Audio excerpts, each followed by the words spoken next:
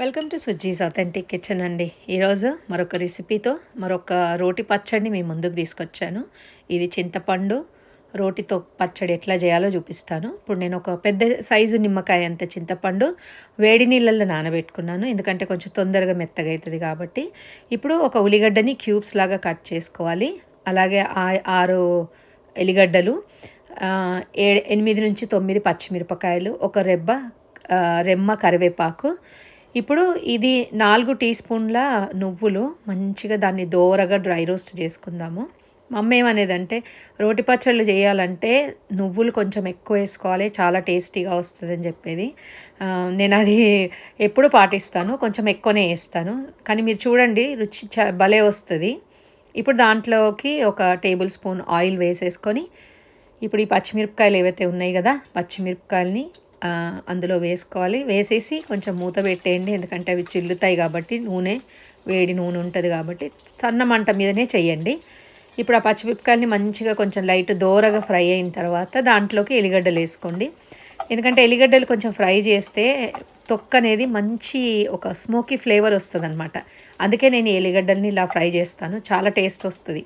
ఇప్పుడు మంచిగా చక్కగా ఇలా బ్రౌన్ కలర్ అయిపోయిన తర్వాత వీటిని ఒక బౌల్లోకి షిఫ్ట్ చేసుకోండి. అయితే మా అమ్మ ఏమనేదంటే, నేను ఎప్పుడైనా కూడా నాకు ఒంట్లో బాగలేక జలుబు చేస్తే టేస్ట్ అనేది మనకు పోతుంది కదా, జలుబు చేస్తే అసలు రుచి రాదు. అయితే మా అమ్మ ఎప్పుడు ఈ చింతపండు తొక్కు, రోటి తొక్కు అప్పటికప్పుడు చేసి ఇచ్చేది వేడివేడి అన్నంలోకి. ఇప్పుడు రోట్లోకి నేను మనం డ్రై రోస్ట్ చేసుకున్న నువ్వులు ఏవైతే ఉన్నాయి కదా, వాటిని కొంచెం దంచుకోవాలి. కానీ మెత్తగా దంచాల్సిన అవసరం లేదు, కొంచెం కచ్చపిచ్చగా దంచితేనే బాగుంటుంది, ఆ రుచి సూపర్ ఉంటుంది. ఇగో ఈ రకంగా కొంచెం కచ్చపిచ్చగా దంచితే చాలు. ఇప్పుడు దాంట్లోకి ఎల్లిగడ్డలు, పచ్చిమిరపకాయలు వేసుకొని వాటిని కూడా కొంచెం లైట్గా దంచుకోవాలి. అయితే నేను దంచుతుంటేనే ఆ ఎల్లిగడ్డలు అది మంచి స్మోకీ ఫ్లేవర్ వస్తుంది, చాలా బాగుంటుంది. ఇప్పుడు మనం నానబెట్టుకున్న చింతపండు ఏదైతే ఉందో దాన్ని కొంచెం చిదిమేసుకోవాలి. ఎందుకంటే వేడి నీళ్ళలో వేసినప్పుడు కొంచెం నీళ్ళు వేడిగా ఉంటాయి కాబట్టి నేను చిదమకుండా అట్లనే వేసాను. ఇప్పుడు తొందరగా మెత్తగా అయిపోతుంది కాబట్టి చిదుముకోవచ్చు. ఇప్పుడు రుచికి కొంచెం అంత ఉప్పు వేసుకోండి, తర్వాత మళ్ళీ తక్కువ అనిపిస్తే వేసుకోవచ్చు.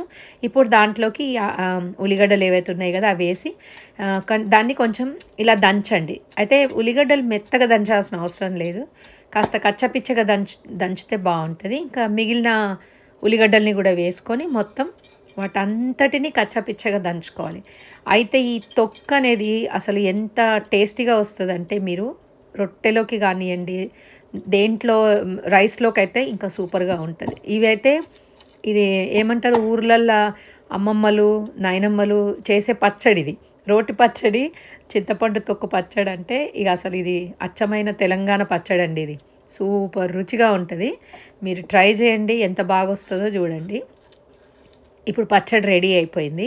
ఇప్పుడు ఈ పచ్చడిని అంతటిని నేను ఒక బౌల్లోకి షిఫ్ట్ చేసుకుంటున్నాను. చూడండి, ఉల్లిగడ్డలు కూడా మొత్తం మెత్తగా అవ్వాల్సిన అవసరం లేదు, అక్కడక్కడ కొంచెం దంగితే చాలు. ఇప్పుడు పోపుకి ఒక గిన్నె తీసుకొని ఆ గిన్నెలోకి ఒక టేబుల్ స్పూన్ ఆయిల్ వేసుకోండి. ఆయిల్ మంచిగా వేడైనాక ఒక టీ స్పూన్ ఆవాలు వేసి ఆవాలని మంచిగా చిటపటలాడనివ్వండి, ఎందుకంటే కొంచెం క్రాక్ అవుతే మంచి టేస్ట్ వస్తుంది.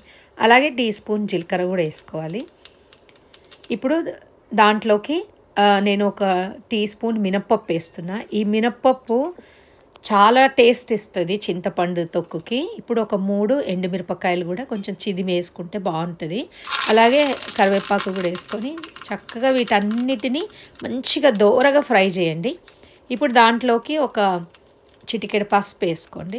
ఇప్పుడు దీని అంతటిని కూడా ఎలా అంటే, అసలు మీరు మంచిగా ఫ్రై చేస్తే, బ్రౌన్ కలర్ వచ్చేంత ఫ్రై చేస్తే ఈ తొక్కులోకి ఈ పోపు ఒక లెవెల్లో టేస్ట్ ఇస్తుంది.